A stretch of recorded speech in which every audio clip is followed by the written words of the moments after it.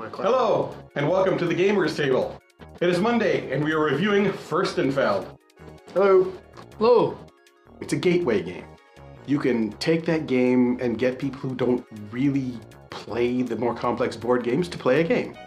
I guess I'll... You've got to sit by you, haha. All right.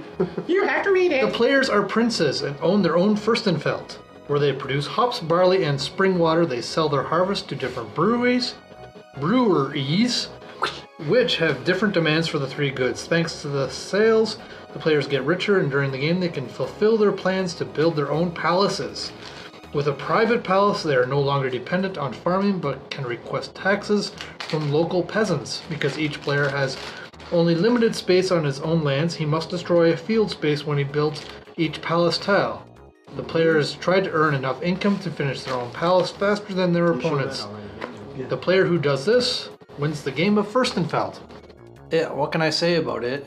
To me, it seems like a really good package. Yeah, for one of the production economic games, this is probably my favorite. I generally don't care for those kind of games because they're kind of dry. Not a lot to them. There's not really a story or anything to it.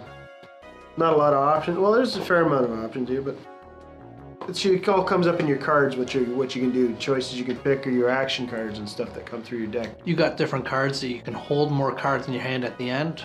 You got different buildings that allow you to draw more cards. Just the different amount of mechanics they have, and like you got deck building, you got your management of your spaces. You want to make sure you have making money, but you don't want to build over too much in your money makers. You got playing the market a little bit. Yep. There's a little bit of mechanics, and it's simple enough, and it works very well, actually. I wouldn't quite call it deck building, is deck order.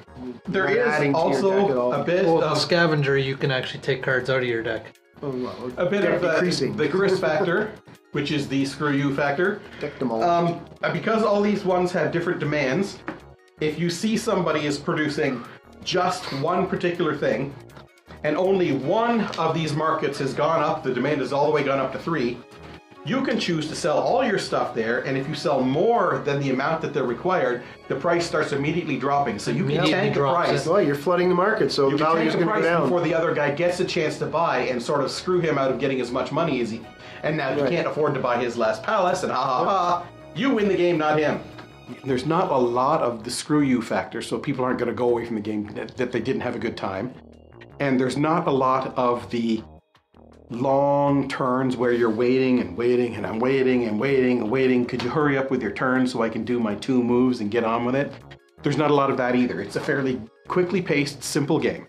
Now, the other half that we haven't explained about this board is what you're doing is selling barley, hops, and spring water to breweries to make beer. This is the charts for beer, them all. eh? We're all Canadians. We can relate to that. Bottles for water. Ha! Some of you will remember that. Anyway, all of the breweries get one of these cards on, and each one of these cards has a different set of demand on them.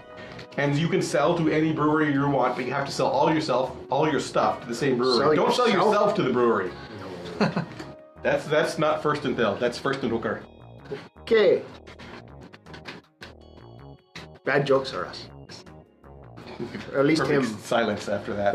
Yeah, I know. Sometimes you don't want to make the most money because it affects your turn order. So the less money you make, you get the advantage of going first in the following turn. There's your turn order track right there. 2 of them actually.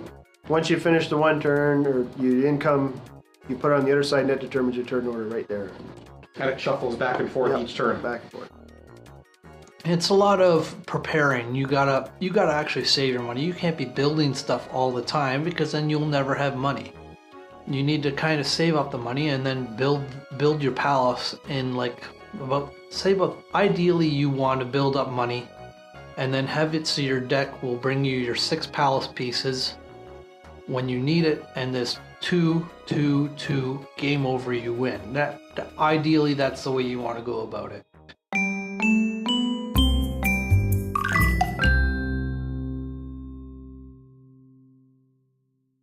This is from Dragon Productions. It's written to us before as well. I don't know if you have tried any of these board games, but I think you might enjoy some or all of them, encounters, depending on the kind of games you like. Competitive games, Roadkill Rally by Z-Man Games. Cosmic Encounters by Fantasy Flight. Co-op competitive games. You got a lot of buddies out there. Cutthroat Caverns by Smirk and Dagger Games. Shadows over Camelot. Castle Panic. Shadowhunters. I shudder. That's what we call Shadows over Camelot, Castle Panic. No, Shadows over Camelot is close your eyes and think of England because we're about to hit you with a baseball bat. Wow, it's Shadows over Camelot. Bludgeon you with how brutally bad and hard it is. Well, with the expansions? Yeah, the expansions, the movement thing. That's just...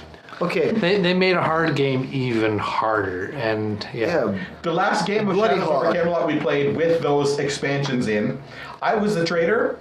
I did nothing as a trader. I helped the guys out as much as possible because it was just such an overwhelming. You guys are. And I was one of the good guys trying, and the game screwed me over, making me look like the trader. Yeah, they were calling him the trader, and it's like, no, he's really not. Oh, I'm going to go over here. No, the card's going to send you somewhere else. We had one guy get captured by the evil dudes in the first turn. For the rest of the game, all he got to do was sit there and do nothing until we could rescue him. I know. Couldn't rescue him. He was our siege turret destroyer. He's locked up. He was really a good sport about not having anything to do with that game for the longest time. Right. Yeah, I think... Yeah. Anyway, I played both Thunderstone and Dominion, but prefer Dominion over Thunderstone. What are each of your favorite cooperative games that you've played so far? Arkham Horror has been our favorite, with Shadows over Camelot and Castle Panic close behind. Has there been any game that you played and scrapped from your show because they were just that horrible to present on your show? We wouldn't do that. If it really sucked, we would love to review it and say, this really sucks. Put it on the chopping block. Yep. Yeah. What is the address to contact you for contract for betrayal of the replacement tiles? I did send that to him. I will say, it's not just an email address. You have to go to their website and go to their support section and click on this and find the game. It is a process. Persevere. They will send you the tiles. I don't know why it's such a difficult process to find where the replacements are, but they will do it. Keep trying. Like I said, go to the support section and look for, I have a problem with the game, and then you tell them what game, and then you tell them the problem, and then you'll probably get back an email the next day or the day after saying, okay, your tiles are on the way. Because they have printed them now, as you saw in one of our other episodes, and they are completely fixed. And the rest of it was looking forward to your next episode to see what you guys review next. Okay, so where are we? Well, what are our favorite cooperative games, they asked. Yeah. BSG, if you call that a cooperative That's game, semi-cooperative. It's a team versus team. Yeah, it's more of a team game. Yeah, it's more of a team game. Arkham Horror is probably top of my list, but I really like Defenders of the Realm as well. It's a fun co-op game. Oh, boy. Space Alert, even though we haven't played it very much. Yeah, that one's a good one. Definitely, we should be playing that more. I like Ghost Stories. As a matter of fact, when we did our review on Ghost Stories and said how terrible we are at the game and that we lose all the time, we had so many friendly people telling us that you guys are idiots and why are you losing the game? It's so easy to win. And they presented us with the strategies that they win with, and we looked at it and said, that makes sense. That's a good idea. We're probably going to try that, and maybe we'll win the game now, too.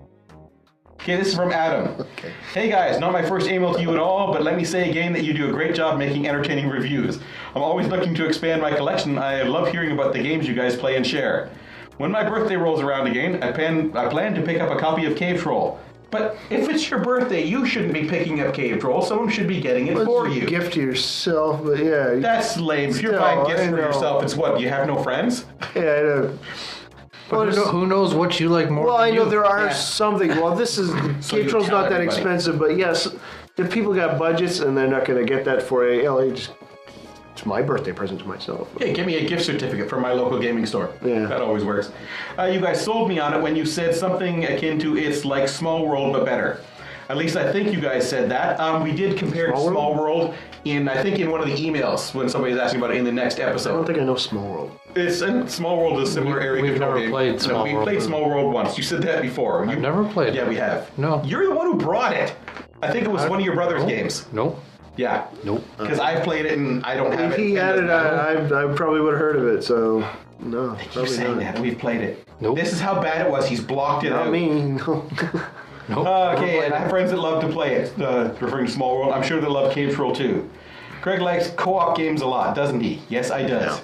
I'm curious to see what he says about Because he Space loses Alert. at the competitive ones all the We time. like Space Alert. A co-op game that has gained some popularity these days. Really, Red Planet? Mm-hmm. Ah, well, okay, that's the one he really does well. Yeah, I do.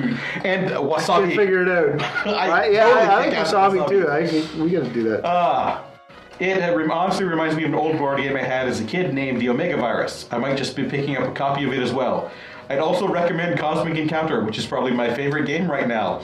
It's always different and full of wacky alien powers. It's a bit less in your face than what you said about Android, and has that play the other players feeling that I love about BSG. Keep up the great work. Well, Yeah, Space Alert is a good game. We played Space Alert and we enjoyed it Space very Alert's much. fun, yeah. Yeah. So wrapping up for Furstenfeld. I give Furstenfeld an 8. It's a really solid game, easy to teach somebody. I give Furstenfeld an 8.5. There's really not much bad you could say about the game. Like, there's not that much to it, but at the same time, I wouldn't add anything more to this. It seems, well, I'm not discouraging expansion. Expansions are always good, I find. I don't think this game really needs an expansion. I think it's a pretty simple game. It's meant to be a fairly simple game.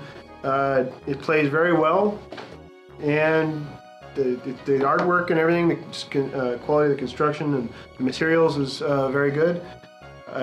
It's not exciting or anything like that, but it's a good competitive economic game, and it's fairly, like Craig said, it's fairly simple to learn and it doesn't take too long to play. So I'm going to give it an 8 as well. It doesn't need to be super complicated. And I wouldn't add anything more to it. It just seems to be in just the right amount of length, the right amount of complexity. Okay, that's it very for good. another episode Good of the game. Gamers Table. All right, take care and see you next week.